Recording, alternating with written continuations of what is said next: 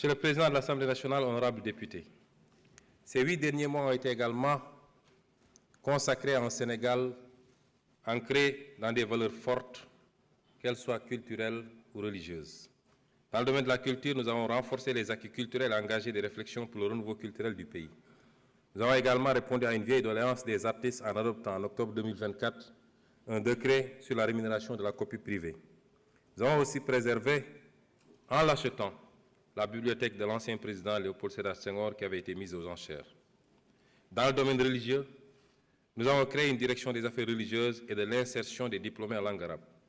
Nous avons également assuré le soutien habituel aux principales manifestations des confréries religieuses musulmanes et de l'Église catholique. Nous avons continué de magnifier la belle communion des différentes composantes religieuses de la nation dans la tolérance et le respect mutuel. Enfin, dans le domaine de la presse, mon gouvernement a procédé à la restructuration du secteur des médias avec le retour à l'orthodoxie en matière de déclaration d'activité et le respect des préconisations légales et réglementaires. Ces constats et ce bilan d'étape non exhaustif, j'ai essayé de vous en épargner puisqu'il était beaucoup plus long, nous amènent à constater l'exigence de poser des ruptures fortes. Des ruptures à poser, Monsieur le Président de l'Assemblée nationale, honorables députés. L'état des lieux dressé ci-dessus est particulièrement grave. Notre ambition de mettre le Sénégal sur une nouvelle trajectoire n'est pas compatible avec ces méthodes du passé. Là-dessus, nous avons reçu du peuple sénégalais un mandat clair, la rupture. Un changement profond de paradigme dans les politiques publiques s'impose, aussi bien dans le contenu que dans la méthode. Dans ce cadre, notre gouvernement a opté pour 7 ruptures majeures, dont les premières applications se sont traduites depuis le mois d'avril 2024 par des avancées concrètes et des réalisations tangibles. La première rupture, c'est le retour de l'ambition. C'est le retour de l'ambition. Nous sommes capables de nous développer et nous le ferons par nous-mêmes. L'histoire sur les 2 derniers siècles ferait d'exemples de nations qui ont su, en une à 2 générations, passer de la pauvreté absolue au développement, ou du tiers au premier monde, pour citer l'ancien Premier ministre de Singapour, Lee Kuan Yew. Voilà l'ambition que nous avons pour notre pays. Pour cela, nous devons commencer par nous regarder autrement, pour croire en nous-mêmes. 3 siècles de traite, d'asservissement et de dépendance ont sournoisement diffusé un complexe du colonisé. Nous devons en sortir et inculquer à nos enfants une culture de fierté et d'ambition. Nous devons en outre sortir de la défiance mutuelle et voir l'avenir en confiance. Nous devons avoir une confiance paisible, mais inébranlable, en nous-mêmes et au génie de notre peuple. Confiance en nos compétences locales pour penser notre développement. Confiance en notre secteur privé national, dans le cadre d'un patriotisme économique réfléchi, stratégique et assumé, pour valoriser pleinement nos ressources locales et développer des moteurs de croissance endogènes et compétitifs. La seconde rupture est celle du passage d'une logique d'urgence et de saupoudrage à court terme à une logique de vision et de planification à long terme. Si nous voulons être développés dans 1 à 2 générations, c'est maintenant qu'il faut définir ce que nous voulons devenir et commencer, pas à pas, mandat après mandat, à poser les briques successives vers ce Sénégal de demain. Nos classes politiques ont pris l'habitude de faire miroiter des miracles d'ici la prochaine élection. Comme nous avons des élections tous les 2 à 5 ans, la vision et l'action sont focalisées sur le court terme et les trésors de ressources financières, humaines et de temps mobilisés de façon non coordonnée dans la recherche d'effets spectaculaires du jour au lendemain, nous ont fatalement retombé, tel Sisyphe, au pied de la montagne, avec notre fardeau toujours plus lourd et nos forces toujours moins vives, de la vanité de nos efforts.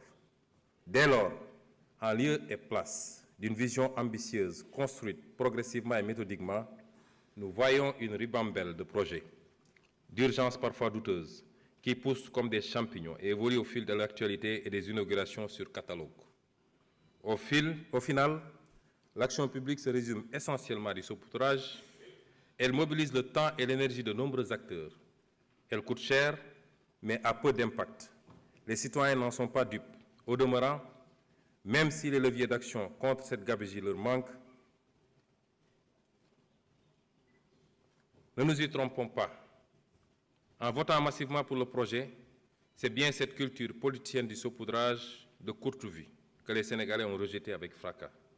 Ils savent que rien de solide pour leur avenir et l'avenir de leurs enfants ne se fera sans une vision ambitieuse, une planification sérieuse et une exécution rigoureuse. Ainsi, une rupture avec cette culture. Notre gouvernement, en rupture avec cette culture, notre gouvernement définira de façon précise le Sénégal que nous voulons pour demain, non pas en nous confinant à 2 ans, 5 ans ou la prochaine élection, mais armés d'une vision à 25 ans qui nous permette de nous attaquer de façon résolue aux batailles prioritaires pour sa mise en œuvre. Par ce moyen seulement, nous pourrons adopter des réponses sérieuses et durables aux aspirations des Sénégalais, en finalisant certaines et en initiant d'autres, en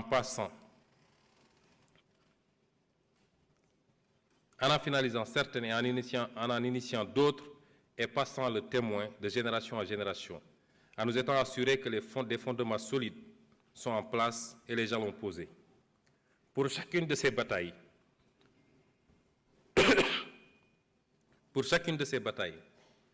notre gouvernement communiquera de façon honnête, transparente et responsable avec les citoyens. L'obsession de la prochaine élection, les pressions politiques du moment ne doivent pas dévier les actions sur le court terme et produire des effets détournés dans la conduite de politique et de décisions qui exigent une vision à long terme.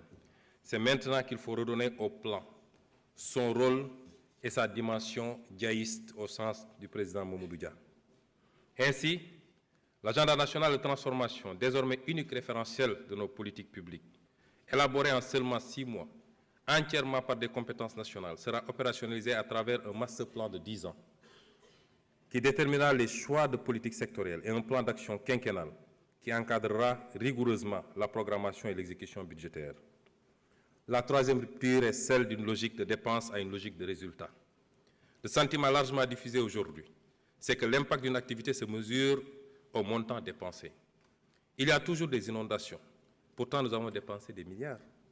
L'agriculture sénégalaise va mal, mais non. Regardez tout ce qu'on a dépensé en subventions et en machines. Cette culture apparaît dans toute l'ironie de sa splendeur lorsqu'on présente un budget de 7 000 milliards comme une prouesse.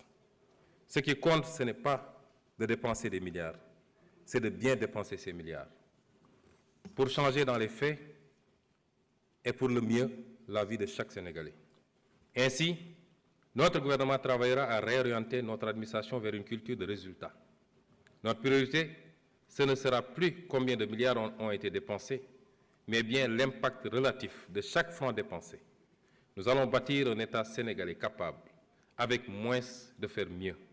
Du reste, cette logique du résultat et de l'impact ne sera pas seulement valable pour les dépenses issues de nos ressources publiques, elle le sera tout autant pour les ressources issues de nos partenaires au développement. À cet effet, nous avons commencé à mettre en place un nouveau dispositif d'identification et de sélection des investissements publics, en évitant d'engager des opérations d'investissement que le secteur privé pourrait et devrait réaliser. Dans cette perspective, la politique de partenariat de type public-privé sera repensée pour corriger les déséquilibres et imperfections constatés au cours de la dernière décennie. Une attention particulière sera apportée aux co-unitaires en redéfinissant la politique de commande publique et en retenant partout des prix de référence. La qualité des ouvrages et les délais de livraison de la commande publique deviendront des normes que tout contractant devra respecter. Par-dessus tout, la transparence devra être de rigueur dans le choix des entreprises contractantes qui devront remplir toutes les exigences de qualification et d'expérience requises. La quatrième rupture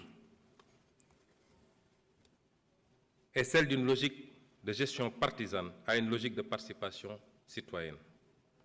Notre ambition pour le Sénégal ne peut réussir sans une adhésion durable des populations et sans la participation de tous à la construction commune d'un Sénégal nouveau. En votant pour le projet, les Sénégalais ont également rejeté cette façon de faire de la politique, où l'on proclame la main dans le cœur, la main sur le cœur, que la patrie viendra avant le parti. et où chaque acte posé démontre le contraire. Nous ne voulons plus d'une gestion du pays qui se résume à la gestion partisane d'une clientèle politique. Nous ne voulons plus d'un pays où les richesses sont accaparées par un clan. Nous voulons, au contraire, un pays où les ressources du pays sont gérées au profit de tous et où le mérite est plus important que l'appartenance familiale, ethnique ou politique. La 5e rupture consacre le passage d'une gestion centralisée à outrance à une logique de gestion déconcentrée, une logique, disons, territorialisée. En effet, notre ambition pour le Sénégal ne pourra être réalisée sans une gestion plus proche des territoires. Faire reculer le centralisme au profit de la gestion de proximité. Notre action sera dès lors de procéder à de profondes réformes en matière de décentralisation, de fiscalité et de gestion budgétaire, entre autres, afin de libérer le potentiel de nos terroirs. Au sein de ces pôles, les villes épicentres seront au cœur de la nouvelle stratégie. Elles bénéficieront d'investissements conséquents en matière d'eau et d'assainissement, d'électrification, de gestion des déchets, d'infrastructures de transport et numérique, et j'en passe. Dans la même foulée, la décentralisation sera approfondie en renforçant les compétences, les capacités et les moyens financiers des collectivités territoriales. La charte de la déconcentration sera intégralement mise en œuvre afin de rapprocher l'administration des usagers du service public. La 6e rupture consiste à bannir la logique d'accaparement au profit d'une minorité, au profit d'une logique d'équité et de justice. La reddition des comptes, puisque c'est de là qu'il s'agit, ne doit plus être perçue comme une exception aux règles de gestion de la chose publique, mais plutôt comme un principe de transparence et une exigence de gouvernance. Nous nous inscrirons dans ce cadre, aussi bien pour l'audit de l'utilisation des fonds publics antérieurement à notre arrivée au pouvoir, que pour la gestion des affaires publiques durant les années de notre gouvernance. L'État veillera à ce que les structures de contrôle et les juridictions compétentes puissent exercer leurs missions respectives, conformément aux lois et règlements, mais également en application des principes de la séparation des pouvoirs et de la présomption d'innocence. Nous mettrons ainsi en œuvre les conclusions des assises de la justice ayant fait l'objet de consensus et poursuivrons les consultations et le dialogue pour bâtir un pacte social durable. Nul ne pourra désormais se prévaloir d'une proximité partisane pour accéder à des faveurs indues ou se protéger de sanctions méritées. Chaque talent national sera promis en ne tenant compte ni de son origine, ni de sa religion, ni de son appartenance partisane. Enfin, la 7e rupture implique le passage d'une administration bureaucratique à une administration moderne et performante. L'administration doit être le fer de lance de la conduite du changement auquel nous invite le chef de l'État. Elle sera plus attentive et orientée vers la satisfaction de l'usager. Le clientélisme y sera aboli, conformément à l'invite du chef de l'État aux agents de l'administration. Chaque agent de l'État, à quelque niveau qu'il soit, devra faire sien le nouveau paradigme d'une administration performante et moderne. À cet effet, le gouvernement engagera les réformes idoines pour doter les services administratifs de capacités humaines qualifiées et motivées, ainsi que des moyens de fonctionnement liés, tout en amplifiant la lutte contre le gaspillage dans les dépenses courantes. La corruption et la concussion seront combattues sans faiblesse, en commençant par accélérer l'automatisation des procédures administratives. Nous avons déjà entrepris de bâtir une administration publique autour des principes de probité et d'intégrité, autour du Djoub, du Djoubel et du Djoubbanti. Monsieur le Président de l'Assemblée nationale, honorables députés, après vous avoir rappelé ces principes et après vous avoir dressé l'état des lieux, vous avoir rappelé les 7 principes qui vont fonder notre logique de rupture, nous allons faire quelques développements sur le cap 2025-2029. Les ruptures que je viens d'évoquer guideront notre stratégie opérationnelle pour les 5 prochaines années. Pour cela, notre premier devoir est de traduire la vision du chef de l'État de façon concrète, pour qu'elle soit partagée et que chaque Sénégalais soit fier d'en parler, soit fier chaque jour d'y apporter sa pierre. D'abord, un Sénégal souverain sera une réalité tangible si nous nous en donnons les moyens en matière économique, énergétique, alimentaire, pharmaceutique, scientifique, technologique et sécuritaire. Un Sénégal juste repose sur une véritable paix sociale, une nation où règne la justice, l'équité, l'unité et la cohésion nationale. Un Sénégal prospère implique de tripler le revenu par habitant pour rejoindre la catégorie supérieure des pays à revenus intermédiaires. Et cette ambition sera réalisée grâce à une croissance annuelle minimale de 6,5% sur 25 ans qui transforme qualitativement la vie des populations. Croissance inclusive, s'entend, et une croissance endogène également.